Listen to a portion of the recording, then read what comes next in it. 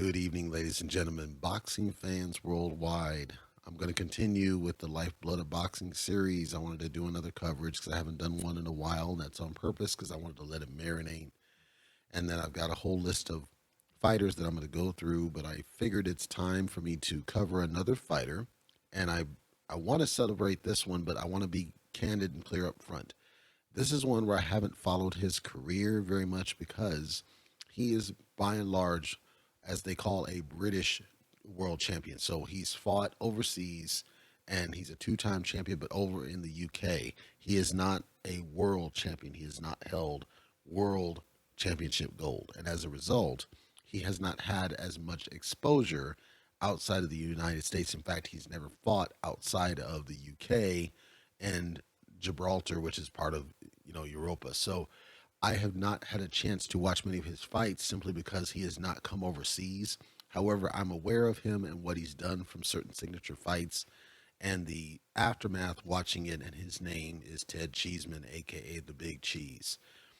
This guy right here has probably one of the silliest names in all of boxing, right next to Sam Eggington and Francisco Lezzi and others. But he doesn't. His name belies the warrior spirit of this guy. If you look at his history of fights, he has always gone to war. I would say, arguably, every single fight he has gone to war. And for the most part, it's going to end with a decisive victory or a decisive loss because he goes down swinging. That's just how he is. And if you look at the quality of guys that he has lost to, arguably, again, this is all about the UK, not overseas, but with respect to the UK, he has lost to a who's who of fighters. He has never lost to somebody who is, on the decline or a lesser known fighter or any of that kind of stuff. Every single fighter he's ever lost to had to take him out either with a clear, decisive, outbox, or they had to knock him out to get him out of there. He's only been knocked out one time. He's been a draw once, and that draw, again, took place in the UK. That's against Kieran Conway. Kieran Conway is, I would consider, at the top, again, of the UK boxing circuit because he has infrequently lost. Similar with guys like Sergio Garcia. Garcia went overseas to fight Ted Cheeseman. That took place back in 2019. And went in the O2 Arena, and Sergio Garcia is one of the top quality fighters, I would argue. And I struggle to know why he's fought in the U.S. recently, or he's about to, but he has not fought outside of Spain historically, except for that one fight with Ted Cheeseman. So this may be the breakout moment for Sergio Garcia, and he might be a fighter you want to keep an eye on as well. But just to call out the fight with him and Ted Cheeseman, again, arguably, when you have someone like Cheeseman, who's just a come forward fighter who's going to do whatever he can to try to win the fight, that means you have to be somewhat top quality because he's one that you either have to get him out of there, because if you don't get him out of there, he's either going to stop you, make you quit, knock you out, or outbox you. Whatever it takes, this guy's Cheeseman is going to do. He's got to do. And so for Sergio, and he was the first one to beat Cheeseman, to pull that off meant he's a tough fighter. Now, people have said that, hey, Cheeseman, we think he's on the decline. I don't agree as at this point that he's on the decline. He's very early, actually, in his career. He's only in his mid-20s.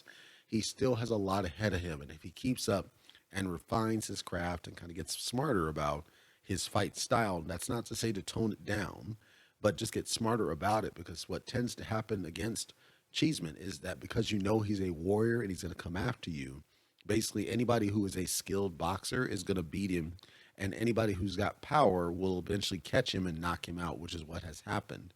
However, I'm going to call out his warrior spirit for what it is. He's one of those guys who is helping keep the sport of boxing alive with the way that he goes in there and tries to not only entertain the fans, but his goal is to get a W, get his hand raised, and he's doing it in a way that's designed to be exciting for everybody there. That helps keep the sport alive, and that's a lost science, in my opinion. Plus, he is helping expose other fighters, expose in a good way, expose to the world other fighters that are also quality up and comers like a Sergio Garcia.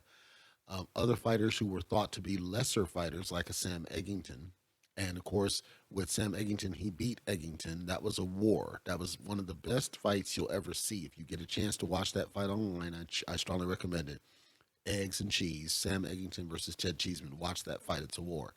And again, helping to showcase new up and coming fighters. And this is all taking place, by the way, at 154. Predominantly, 154 is his weight class of choice.